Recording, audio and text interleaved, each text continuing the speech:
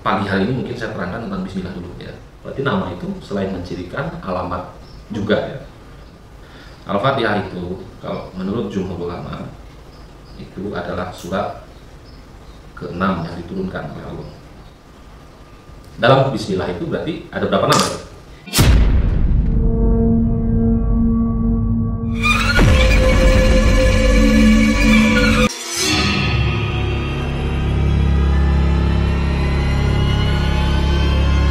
Mulai pagi ini saya disuruh orang tua buat menerangkan ke kamu dua yang bagus kalau apa tidak setiap pagi kalau saya bisa ya. Nah, apa yang perlu dicatat nanti dicatat, apa yang perlu dihafal silahkan dihafal, apa yang perlu ditanyakan silahkan ditanyakan. Kemarin saya bilang begini, dari pertanyaan Nanang kan, kenapa kalau saya melihat orang atau dari namanya saya bisa mengetahui karakternya, hari lahirnya, dan bisa lebih daripada itu. Sebelum saya menerangkan caranya ya, ada disiplin pengetahuan, ada disiplin ilmu yang wajib diketahui terlebih dahulu. Nah, karena ilmu ini saya dapatkan dari guru saya, dari mursyid saya, dan dia mengajarkan ke saya itu melalui ayat-ayat Al-Quran. Jadi saya pun sekarang menerangkan rahasianya nanti melalui ayat-ayat Al-Quran. Kenapa demikian? Untuk melandasi pola pikir kalian nanti, supaya nggak keliru. Kenapa manusia itu harus ada nama? Apa rahasia nama? Nah, makanya kemarin saya bilang begini, belajar apapun itu kita harus melihat, mengkaji, mengasahnya itu dari 3 disiplin ilmu.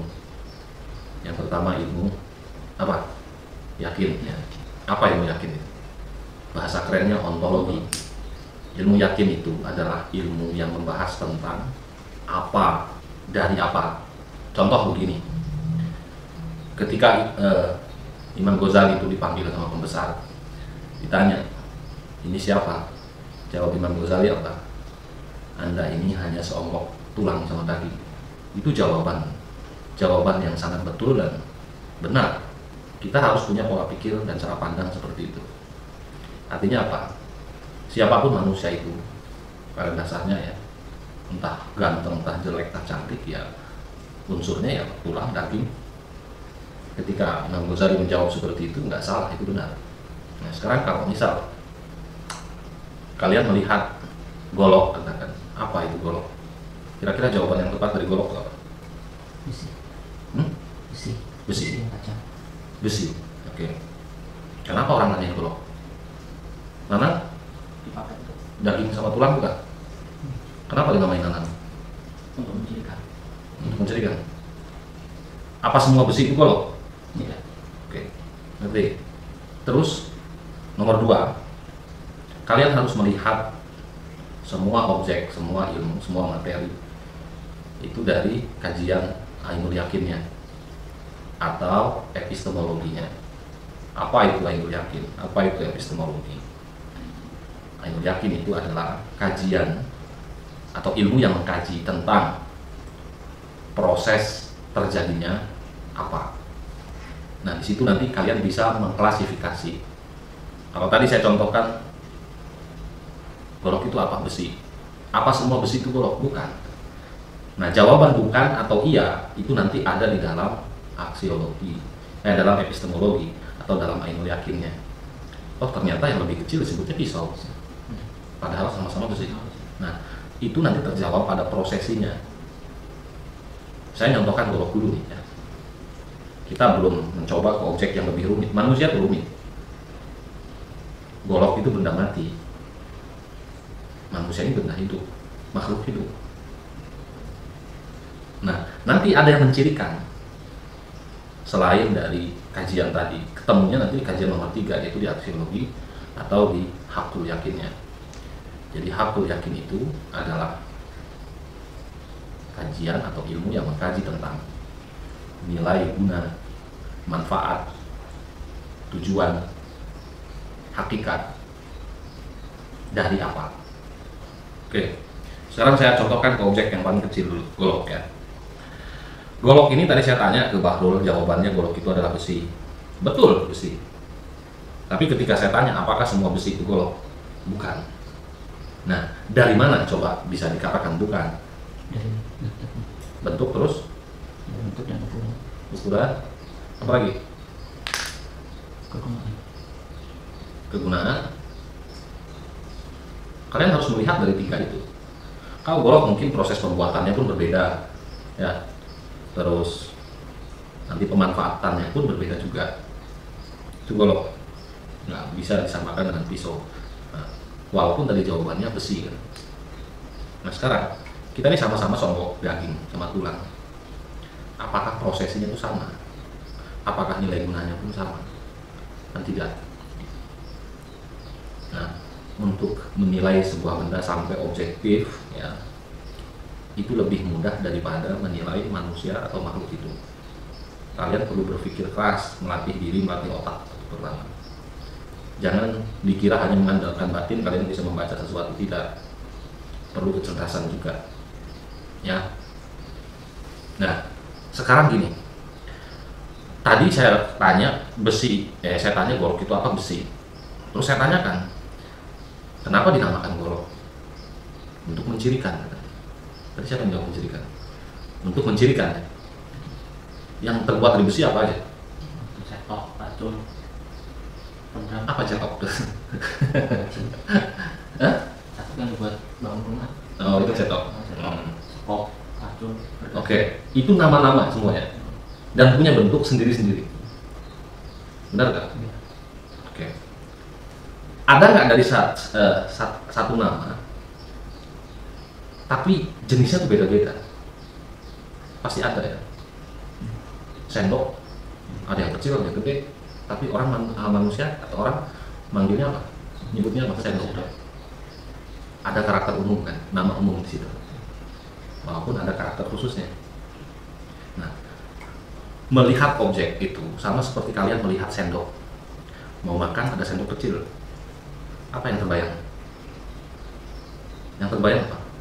Tidak sesuai. Tidak sesuai. Bukan buat Makan. makan. Otak merespon kan seperti itu. Tapi ketika kita melihat sendok besar, cocok nggak buat makan? Cocok. Itu tujuannya kalau kita tujuan makan.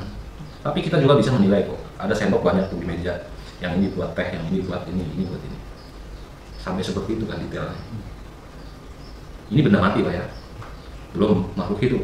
Ada ini, ada ini, ada ini. Tapi nalar kalian harus seperti itu. Melihat sendok nih banyak. Oh yang ini buat ini, yang ini buat ini, yang ini buat ini. Kalau kalian sudah secerdas itu, nanti mencoba menilai makhluk hidup. Ada 4 manusia misal, sama aja kayak sendok tadi. Oh yang ini kayak gini, yang ini kayak gini, kayak. Ngerti nggak gambaran saya?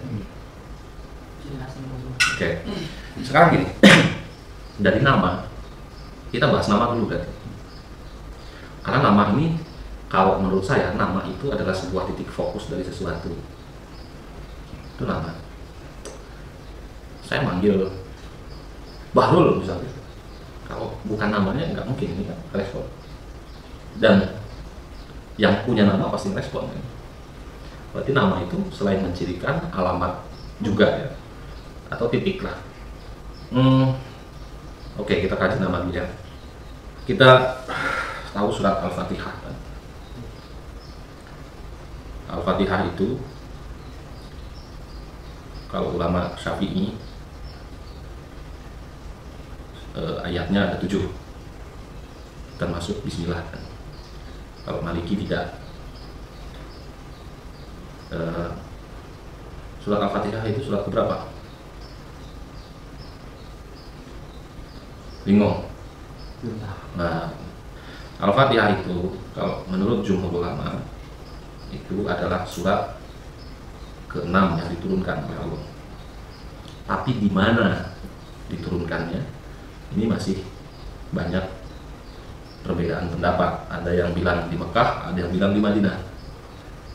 Ada juga yang bilang turun 2 kali, ya di Mekah, ya di Madinah. Nah,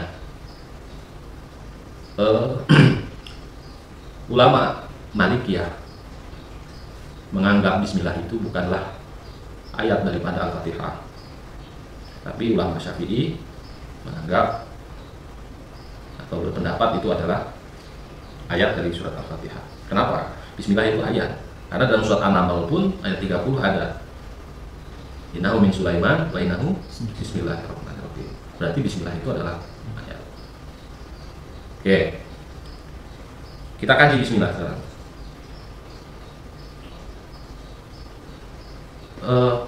Apa yang kalian tahu tentang surat Al-Fatihah?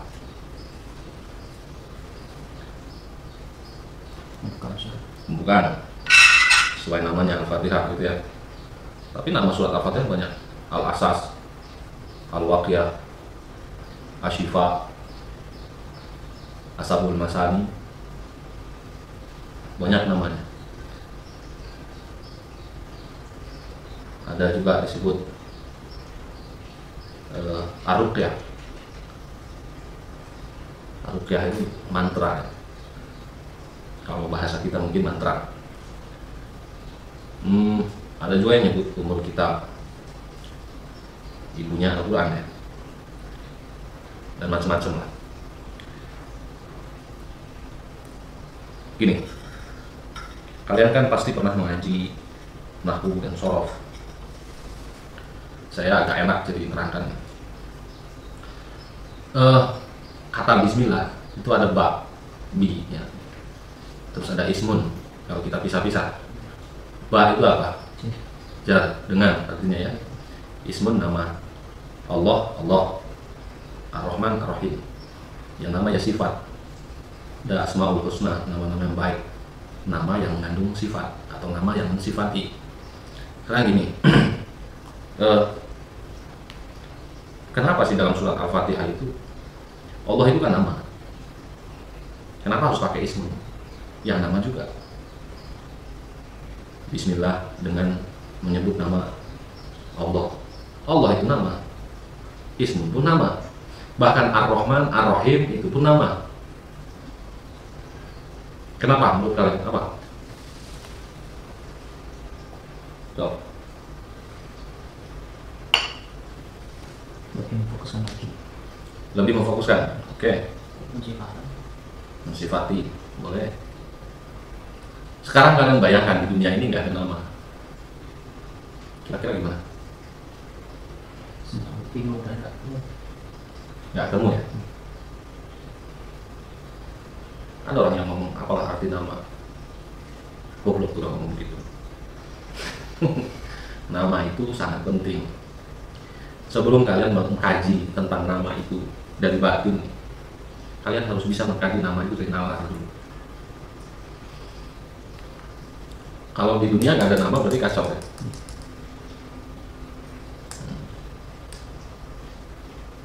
Susah ya. Susah dipahami. Ketemu orang gimana kira-kira kalau nggak ada nama? Kamu sama-sama nggak ada nama gimana kira-kira? Oke, nama itu adalah salah satunya identitas diri seseorang. Ya. Nah, nama itu kalau menurut sunnah Rasulullah, nama itu kan nama yang baik, ya.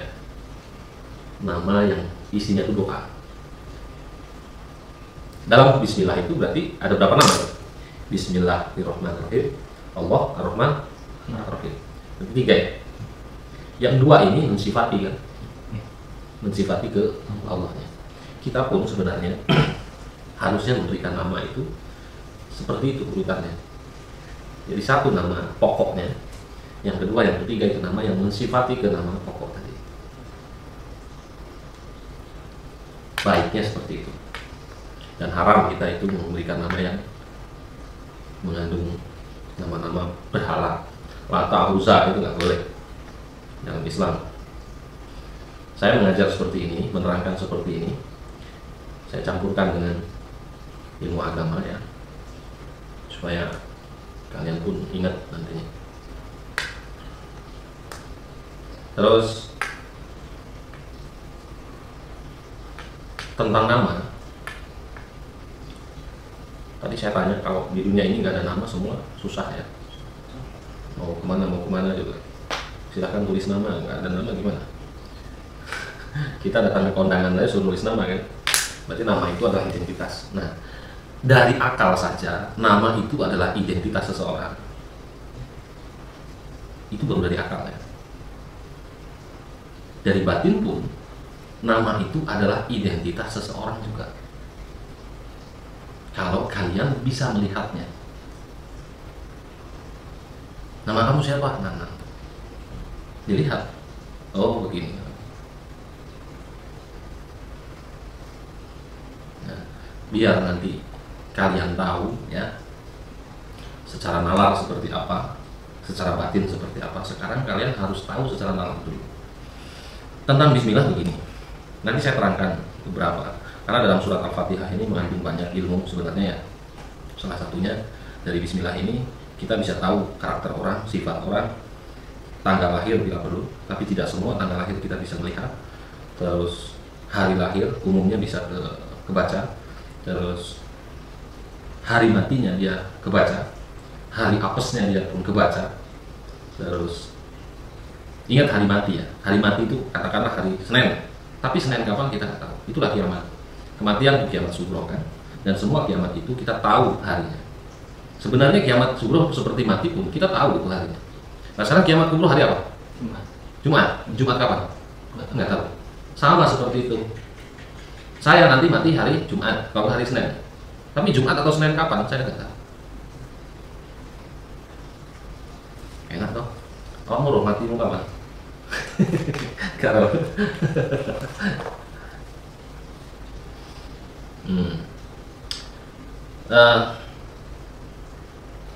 ini saya terangkan mungkin buat mengingat lagi ya. Nanti saya kaji secara tafsirnya juga. Nanti kalau kalian misalnya nggak paham, tanyakan. Kita seperti ngobrol biasa. Bismillahirrahmanirrahim itu adalah satu kalimat atau satu ayat yang sebenarnya memerlukan kata tujuan atau pensifatan. Saya terangkan dengan sebisa mungkin dengan bahasa yang paling mudah dipahami.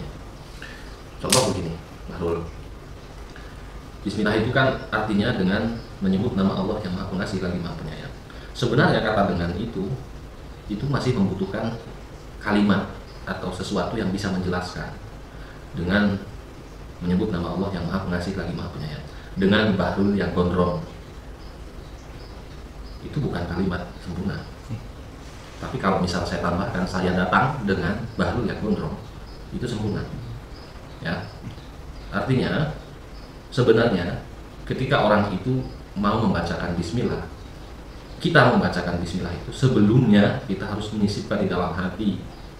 Ini sudah saya terangkan waktu dulu. Kalau misal di depan saya ini kopi yang beracun, berarti di hati saya, kopi kamu tawar. Bismillahirrahmanirrahim, saya minum. Baru akan ada efeknya Bismillah saya. Secara keilmuan seperti itu. Nah sekarang gini, tentang namanya, ada nama itu, saya contohkan begini. Kita tahu lah mobil itu kan banyak tuh, ada BMW, ada Mercy, ada Toyota. Katakanlah BMW itu banyak banget jenisnya, ada 318, ada seri 7 dan sebagainya. Sekarang yang namanya bahrul ada berapa di dunia ini? Banyak juga. Nah, dari sekian BMW yang banyak itu, biasanya, ini secara akal sehat dulu ya, saya mengkiaskan dengan mobil tadi. BMW itu, betapapun banyak di luar nih, serinya, jenisnya, itu pasti ada karakter umum yang sama. Kenapa? Karena nama itu sebenarnya membawa. Ya. Makanya ada orang bilang, oh yang namanya ini biasanya gini-gini. Itu ada benarnya sebenarnya. Walaupun perlu dikaji dulu, gitu loh. Walaupun, wah BMW rusaknya begini, oh pasti itunya, misal. Itu pun perlu dikaji dulu kan. Tapi ada karakter yang sama.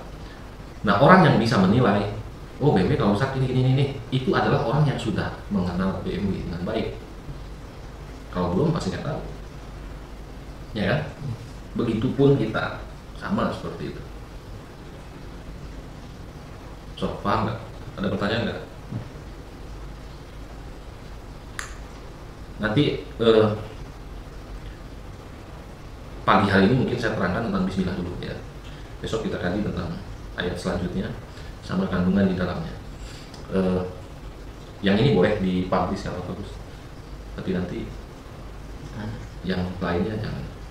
Saya begini, tadi kan sempat dari nama itu bisa membahas hari kematian, hari kelahiran, nama. Nah itu yang saya mau tanyakan.